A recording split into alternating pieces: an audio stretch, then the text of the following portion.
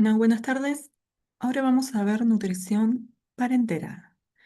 La nutrición parenteral es un soporte nutricional que permite aportar los nutrientes directamente al torrente circulatorio.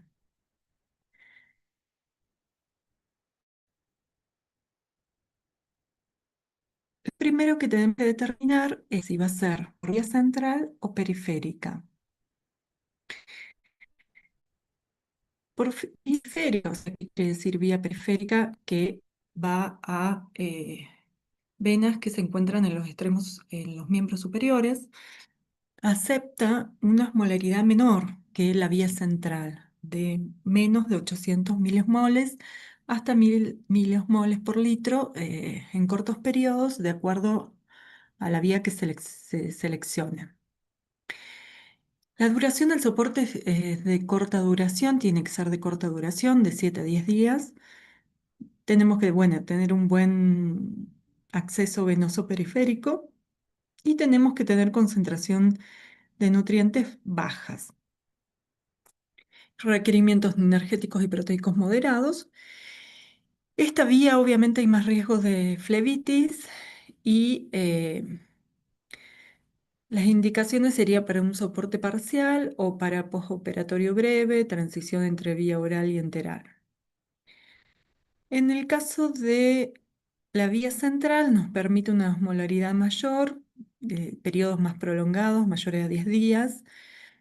Puede ser también que el acceso periférico esté agotado, las vías periféricas agotadas, o sea que ya se haya pinchado demasiado al paciente y tenga moretones.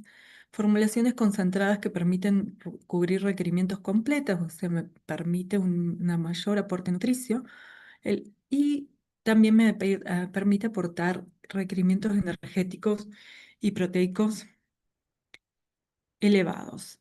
Es apto para una nutrición parenteral total prolongada en pacientes críticos con una imposibilidad de vía enteral.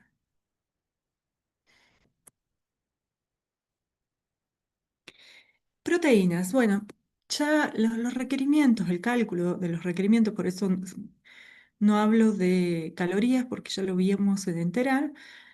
Proteínas también es similar, recordar que hay una escala, esta es de otra bibliografía, una escala según el grado de estrés, llegando de 1.1 a 2 de acuerdo al grado de estrés. Y esta tablita en particular la relaciona el aporte proteico con la relación calorías que no provienen de las proteínas relacionado con el nitrógeno, ¿sí? Acá vemos que cuanto mayor sea el grado de estrés, vamos a aportar menos calorías provenientes de hidratos de carbono y de lípidos en relación al nitrógeno. Y el aporte proteico va a ser más alto. Em, bueno, ya sabemos que en patologías renales tienen que ser menor a 0,8 y la tasa de oxidación, que por lo general para proteínas no se calcula, pero tiene que ser menos de 1.8 miligramos por kilogramo por minuto. Acá tenemos, por ejemplo, un aminograma de los aminoácidos parentales que se pueden administrar y tenemos que tener en cuenta que en parenteral los aminoácidos vienen en soluciones. Por ejemplo, si tiene una concentración de 8.5, en 1000, o sea, en un litro vamos a tener 85 gramos. Y si tiene una concentración del 10%, vamos a tener 100 gramos. Bueno, recordamos que ya también lo hablamos en parenteral, la importancia de los aminoácidos de cadena ramificada, que se recomiendan en situaciones especiales como la insuficiencia renal aguda, donde se presenta un aumento del metabolismo, hay catabolia proteínica y alteraciones en la síntesis de proteínas, y también en pacientes con hepatopatía y encefalopatía hepática. En el caso de los hidratos de carbono, se recomienda entre 2 y 5 gramos por kilogramo por día. Como por lo general se utiliza la dextrosa, el valor calórico baja a 3.4. Y también se debe controlar la tasa de infusión de glucosa con una tasa máxima de oxidación, asegurando que no supere los 5 miligramos por kilogramo por minuto. Otras bibliografías hablan de 6 miligramos por kilogramo por minuto, que acá se lo coloco debajo. Em, si administramos excesivamente hidratos de carbono, podemos tener esteatosis hepática, hígado graso, empeoramiento de la insuficiencia respiratoria. Y esto en pacientes críticos muchas veces es muy grave porque justamente tienen asistencia respiratoria. Entonces va a empeorar la insuficiencia respiratoria con alteraciones en la ventilación e hiperglucemia. Las soluciones glucosas pueden ser dextrosa o glucosa anhidra, que bueno, por la mayoría tienen concentraciones entre 25 y 35% y osmolaridades en 1200 a 2200. Y como les decía, se prefiere también la dextrosa porque, bueno, el uso de grandes cantidades de glucosa se relaciona con esteatosis hepática, aumento de la ventilación por minuto, aumento de la producción de dióxido de carbono, aumento del cociente respiratorio y aumento del consumo de oxígeno. Pero bueno, igual también tenemos que controlar el aporte de dextrosa, por más que no sea glucosa anhidra.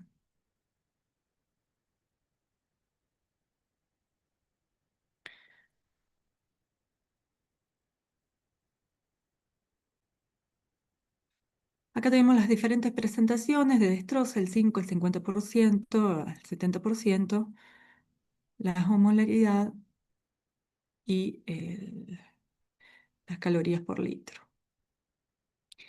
Las grasas se recomienda entre 1 y 1,5 gramos por kilogramo por día y no superar los 2 gramos. El valor calórico es igual, 9 kilocalorías por gramo. La forma de aporte de ácidos grasos esenciales, triglicéridos de cadena larga y de cadena media, que ya vimos los beneficios de los triglicéridos de cadena media. Y hay que controlar la tasa de infusión de lípidos. Recordemos que en parenteral los nutrientes van directamente a sangre. Entonces, la tasa de oxidación máxima es muy importante. Em, la tasa de infusión de lípidos debe ser de 1 mililitro por minuto para emulsiones lipídicas al 10 y de 0,5 mililitros por minuto para emulsiones al 20. Administradas un periodo de 10 a 30 minutos.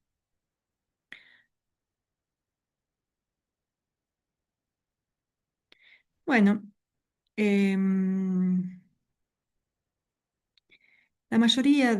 tenemos que tener en cuenta que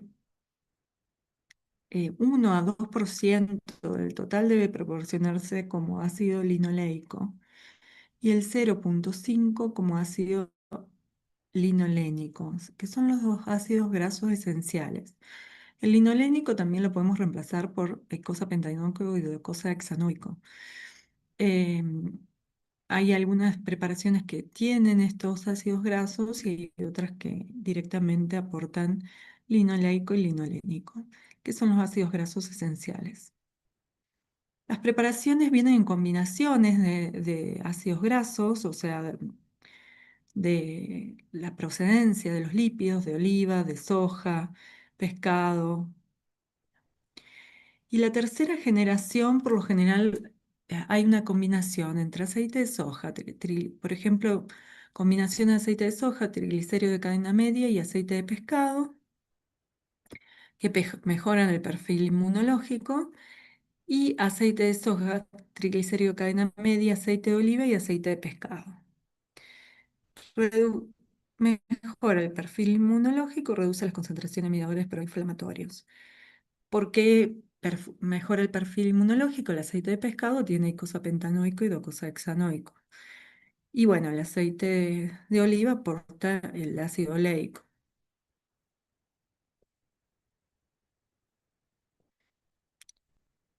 Tenemos que tener la precaución clínica que no se administren a pacientes con alergia conocida al huevo. la mayoría de las formulaciones tienen lecitina de yema de huevo. Eh, Como alternativa, se puede consultar un servicio de farmacia hospitalaria o nutrición clínica para ver si se puede hacer una emulsión magistral o evaluar la tolerancia cruzada o administrar lípidos en pequeña cantidad al inicio para ver si los tolera. Bueno, y esta no es una alternativa viable, sino que está en investigación actualmente emulsiones sin lecitina de huevo.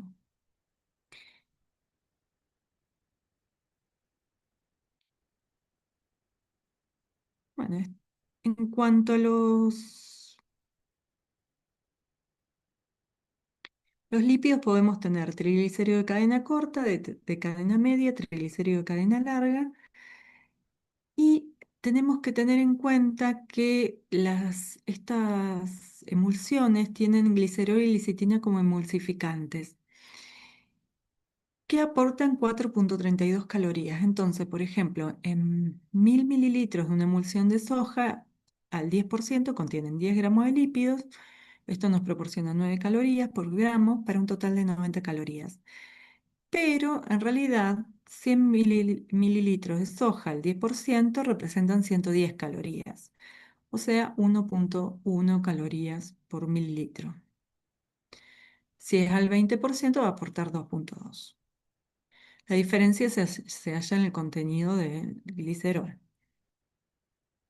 En el caso de pancreatitis agudas, las emulsiones lipídicas intraparenterales no estimulan la secreción pancreática, por eso muchas veces los pacientes, cuando es grave la pancreatitis, no se le administra nutrición enteral y sí parenteral.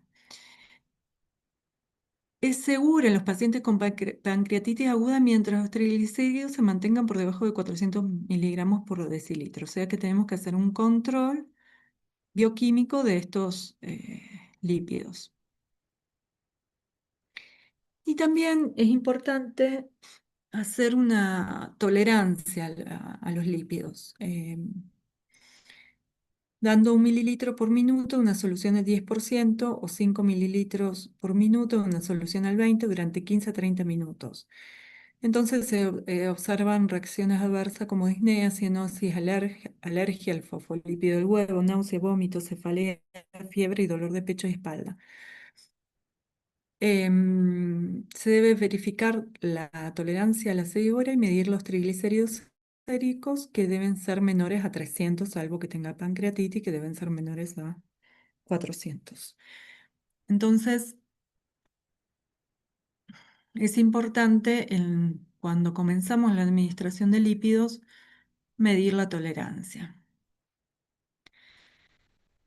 En cuanto a la distribución de macronutrientes, lo único que vamos a tener en cuenta es que la dextrosa aporta 3,4 calorías por gramo, y los lípidos aportan 9 calorías por gramo, pero cuando lo visualizamos en la emulsión van a tener un aporte calórico mayor. Bueno, estas son las diferentes presentaciones en donde tenemos bolsas separadas según el requerimiento, que las podemos combinar, o si no, bolsas combinadas que se mezclan en el momento. Por ejemplo, acá tenemos un ejemplo de bolsa combinada de 3 cámaras. Bueno, es muy importante la tasa metabólica de oxidación porque que se refiere a la velocidad que el cuerpo quema las calorías, incluyendo carbohidratos y grasas, para producir energía. Esa se puede también tener en cuenta las proteínas, pero por lo general se calcula solo para glucosa y lípidos. Em, es importante tener en cuenta que existe una tasa máxima de oxidación en glucosa, que en adultos es de 7 miligramos por kilogramo minuto, pero disminuye en los pacientes con estrés metabólico. Por eso el máximo, que ya lo vimos anteriormente, es de 5 miligramos por kilogramo por minuto, porque en parenteral tenemos pacientes por lo general que están con un estrés metabólico. Y la tasa máxima de oxidación de lípidos en la nutrición parenteral se estima entre 1,2 y 1,7. Pero bueno, se establece, alguna bibliografía habla de 2, pero el límite más seguro es -1. Y proteínas, que por lo general no se calcula, no se tiene en cuenta, puede ser el ideal menor a 1,8. ¿Por qué? Porque no se utiliza para la generación de calorías.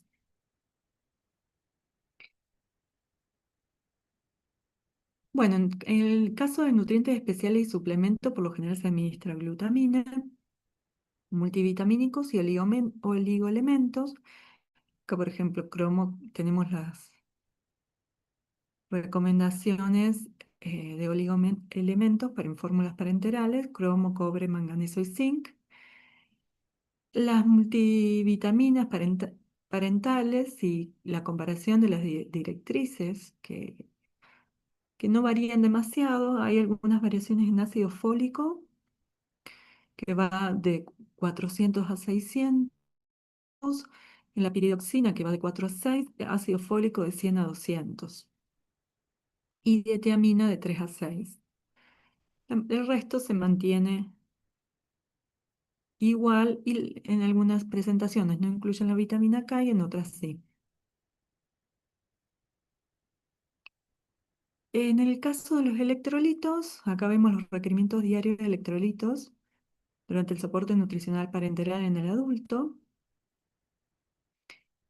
Y por ejemplo, acá vemos el cálculo. ¿Cómo haríamos el cálculo? Si la recomendación de sodio es 1 miliequivalente por kilogramo para una persona de 60 kilogramos, vamos a dar 60 miliequivalentes por día. Si seleccionamos cloruro de sodio, que la concentración es de 30 miliequivalentes por 10 mililitros, vamos a dar 20 mililitros. O sea, por regla de 3 simple, ¿no? Si en 10 mililitros tenemos 30, o al revés, si en 30 mililitros tenemos 10, ¿en cuánto tenemos 60? En 20. Fósforo, 20 miliquivalentes por día. Si administramos fosfato de potasio, que la concentración es de 20 miliquivalentes por día en 10 mililitros, vamos a dar 10 mililitros. Potasio, 1 miliquivalente por kilogramo. Para una persona de 60 kilogramos, 60 miliquivalentes. Y podemos dar como presentaciones combinadas de fosfato de potasio y cloruro de potasio. Y así sucesivamente. También se puede administrar carnitina.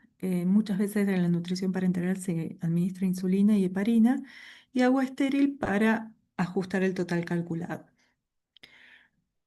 El requerimiento hídrico, la regla normal para un adulto es de 30 a 40 mililitros por kilogramo por día o 1 a 1,5 mililitros por caloría administrada.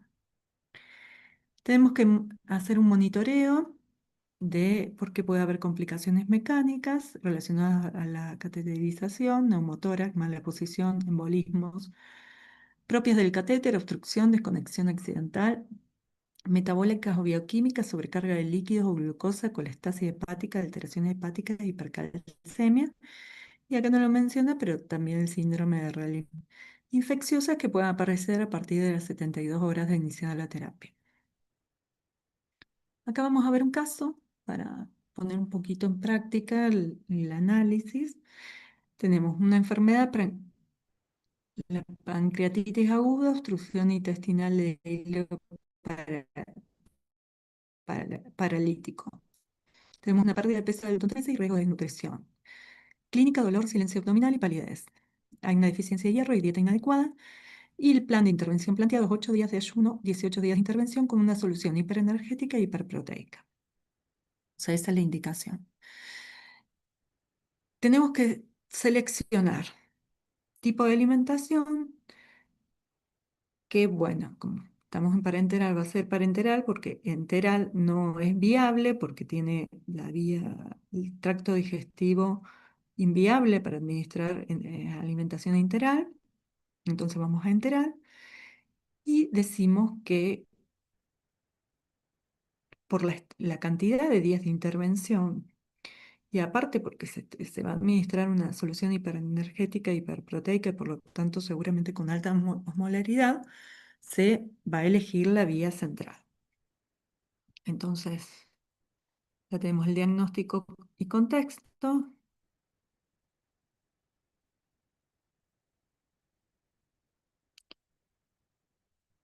Y tenemos que evaluar el riesgo de síndrome de realimentación. Acá tenemos dos evaluaciones por NICE 2006, que parámetros IMC menor a 16, que no lo dicen, pérdida de peso mayor a 15% en 3 a 6 meses, sí lo establece. Ingerir alimentos sólidos por más de 10 días y niveles bajos de calcio, magnesio o potasio, no tenemos ese dato,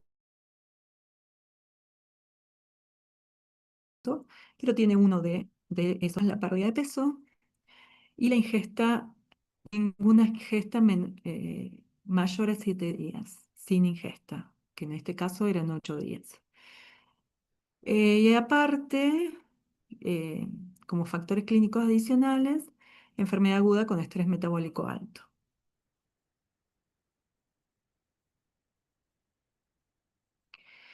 Entonces, una primera etapa, o sea, vamos a seleccionar un catéter venoso central por osmolaridad y duración mayor a 7 días. Tenemos que prevenir el síndrome de realimentación, o sea que vamos a elegir primero, en los primeros 3 días, 12 kilocalorías por kilogramo por día, que me da 840 calorías, proteína 0,8.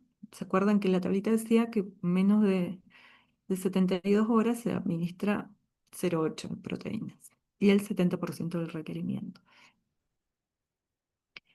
No se le administran lípidos para no, ya vamos a ver, pero para no superar las calorías no proteicas por gramos de nitrógeno. Em, y bueno, vemos que la tasa de oxidación de los hidratos de carbono es de 1,8, menor a 5, de los lípidos no tenemos, y la proteína 0,56.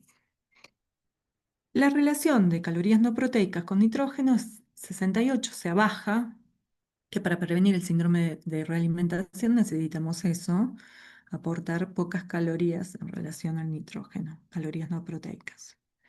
Y la nutrición parenteral total, después al día 4 a 7, para empezar, empezamos a aumentar progresivamente 25-30 calorías, si los electrolitos están estables. Ay, me faltó decirle estabilizar los electrolitos, ¿no? Evaluar y recomponer los electrolitos. Recuerden que eso se realiza antes de dar la alimentación. Y se monitorea, y si hay que volver a recomponer, se realiza la estabilización. Y después, proteínas, aumentar progresivamente hasta 1,5 gramos por kilogramo día para limitar el catabolismo. Carbohidratos hasta 4,5 miligramos por kilogramo por minuto.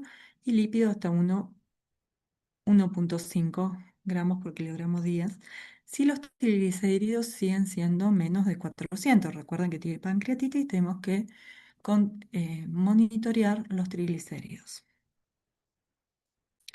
Y acá tenemos las tasas de oxidación. Los hidratos de carbono nos da 3,5, los lípidos 0,42 y la proteína 1,04. El nitrógeno aumentó un poquito, 94, pero también es bajo.